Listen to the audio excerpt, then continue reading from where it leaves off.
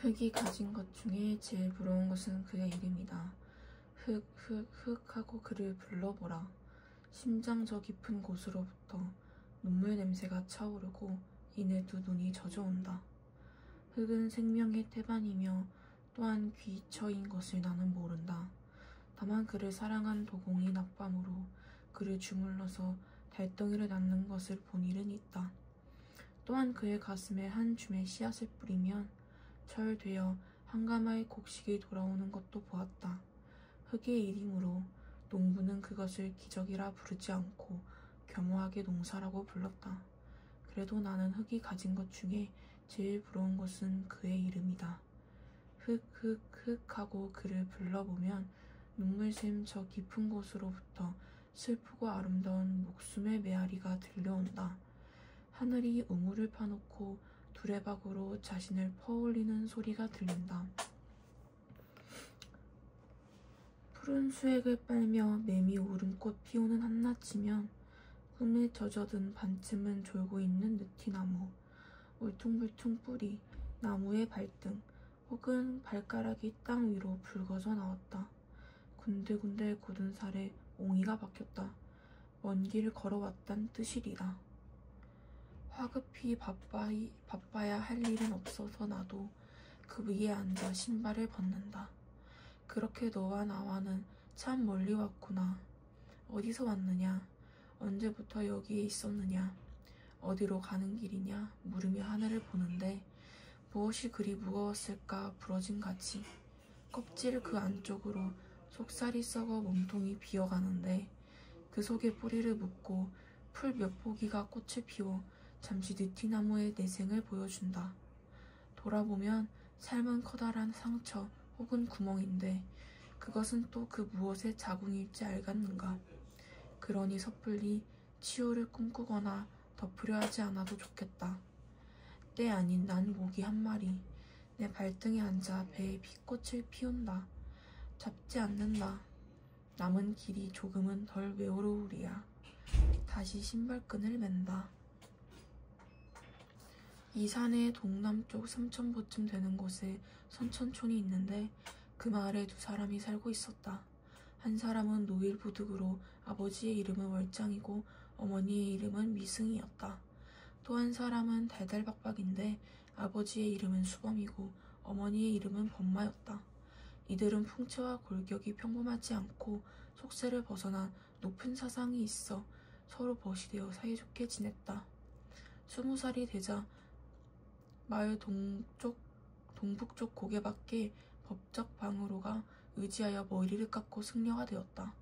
얼마 후에 서남쪽 치산촌 법종곡의 승도촌에 있는 오래된 절이 머물며 수양할 만한 말을 듣고는 함께 가서 대불전, 소불전이라는 두 마을에 각각 살았다. 노일부득은 회암진 또는 양사에 머물렀고 달다박박은 유리광사에 머물렀는데 그들 모두 처자를 데리고 가 살면서 생계를 꾸리는 일을 하며 서로 오갔다. 그러면서도 정신을 수양하며 속세를 떠날 생각을 잠시도 버리지 않았다. 그들은 몸과 세상살이의 무상함을 보고는 서로 말하였다. 기름진 땅과 풍년든 해가 참으로 좋긴 하지만 옷과 음식이 마음대로 생기고 절로 배부르고 따뜻함을 얻는 것만 못하며 부녀와 집이 좋긴 하지만 연지 화장에서 여러 부처와 앵무새, 공작과 함께 즐기는 것만은 못하다. 더구나 불교를 배우면 부처가 되어야 하고 참된 마음을 닦으면 반드시 진리를 얻어야 한다. 지금 우리가 이미 머리를 깎고 승려가 되었으니 속세에 얽매낀 것을 벗어버리고 무상의 도를 이루는 것이 당연한 노릇이거늘 어찌 계속 티끌 같은 세상에 파묻혀 세속의 무리들과 함께 지내려 하는가. 이들은 드디어 인간 세상을 버리고 깊은 산골로 숨으려 하였다. 어느 날 밤에 꿈에 백호왕이 서쪽으로부터 오더니 그 빗속에서 금색 팔이 내려와 두 사람의 이마를 쓰다듬었다. 깨어나 꿈 이야기를 하니 두 사람의 꿈이 똑같아 함께 오랫동안 감탄하였다. 마침내 백월산 묻은 곡으로 들어갔는데 박 박사는 북쪽 곡의 사암사의 털을 잡아 8자의 판잣집을 짓고 뇌방에서 짓고 살았으므로 판방이라 하였고 부득사는 동쪽국의 돌무더기 아래 물이 있는 곳에 방을 짓고 살았기 때문에 뇌방이라 하였다. 각기 암자에 살면서 부득은 부지런히 미륵북을 구하고 박박은 미타불을 연불하였다. 3년이 못되어 경룡 3년기 유년 4월 8일 성덕왕이 즉위한 지 8년이 되던 해의 일이었다. 해가 저물어 갈 무렵 20살가량 돼 보이는 아주 아름다운 모습의 낭자가 갑자기 난초와 사약 냄새를 풍기며 북쪽 암자에 당도하여 자고 가기를 간청하면서 시를 지어 바쳤는데 내용은 다음과 같다. 나그네 걸음 늦어 해가 지니 온 산은 저물고 길 막히고 성은 먼데 사방이 고요하네. 오늘 밤은 이 암자에서 머물고자 하니 자비로운 스님께선 화내지 마십시오. 박박이 말하였다. 절은 깨끗함을 지키는 데 힘써야 하므로 그대가 가까이 올 수 있는 곳이 아니오. 이곳에 머물지 말고 빨리 떠나시오. 박박은 문을 닫고 들어갔다. 낭자가 나나무로가 또 이전과 같이 간청하니 부득이 말하였다. 그때는 이 밤중에 어디에서 왔소? 낭자가 대답하였다. 저의 고요하고 맑은 모습이 태허와 같은 몸인데 어디를 오고 가겠습니까? 다만 어진 선비의 뜻과 소원이 깊고 덕행이 높고 견고하다는 말을 듣고 장차 보리를 이루도록 도와주려는 것입니다. 그러고는 시를 하나 올렸는데 다음과 같다. 해 저문 깊은 산길에 가도 가도 인가가 보이지 않네. 소나무와 대나무의 그늘은 더욱 깊건만 골짜기의 시냇물 소리가 오히려 새롭네. 자고 가기 애원함은 길을 잃어서가 아니라 높은 스님을 인도하기 위함이네. 바라건대 내 척만 들어주고 또 누구냐고 묻지 마시오. 부득사가 듣고 놀라면서 말했다. 이곳은 부인과 함께 있을 곳이 아니지만 중생의 뜻에 따르는 것 또한 보살행위의 하나지요. 더구나 깊은 골짜기에 밤이 어두웠으니 어찌 소홀히 대접할 수 있겠소. 그러고는 그녀를 맞이하여 절하고 암자에 머물게 하였다. 밤이 되자 부득은 마음을 맑게 하고 몸가짐을 가다듬고 반벽에 희미한 등불을 켜고 고요히 연불을 하였다. 새벽이 다가올 무렵에 낭자가 불러 말하였다. 내가 산기가 있으니 스님께서는 집자리를 깔아주십시오. 부득은 그 모습에 치근한 생각이 들어 거절하지 못하고 촛불을 르는하게 밝혔다. 낭자는 해산을 마치자 또 목욕시켜 주기를 간청하였다. 노예 부득은 부끄러운 마음과 두려움이 엇갈렸으나 애처로운 마음이 더해져 거절하지 못하고 목욕통을 준비하여 낭자를 통 속에 앉히고 더운 물로 목욕을 시켰다.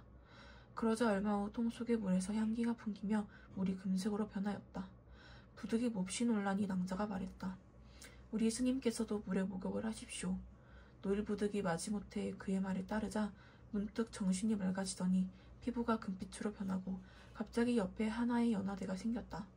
낭자가 거기서 앉기를 권하면서 말하였다. 나는 관음보살인데 이곳에 와서 대사를 도와 대보리를 이루도록 한 것이오. 말을 마치고 낭자는 사라졌다. 한편 박박은 이렇게 생각하였다. 오늘 밤 노일이 반드시 개울을 더럽혔을 것이니 가서 실컷 비웃어 주리라. 박박이 가서 보았더니 노일은 연화대에 앉아서 미륵존상이 되어 광채를 바라고 있었다. 그래서 자신도 모르게 머리를 조아리고 예를 갖추어 말하였다. 이렇게 어떻게 되셨습니까? 그 연유를 모두 자세하게 말하니 박박이 탄식하며 말하였다. 나는 마음이 막혀서 유행이 부처님을 만났는데도 도리어 예우하지 못하였습니다. 큰 덕이 있고 지극히 어진 스님께서 나보다 먼저 성불하였으니 옛날의 교훈분을 잊지 마시고 함께 도와주십시오. 노일이 말하였다. 통 안에 아직도 남은 물이 있으니 목욕을 할 수 있을 것이오. 박박도 몸을 씻자 부득처럼 무량수 부처가 되어 두 부처가 엄연히 마주하게 되었다.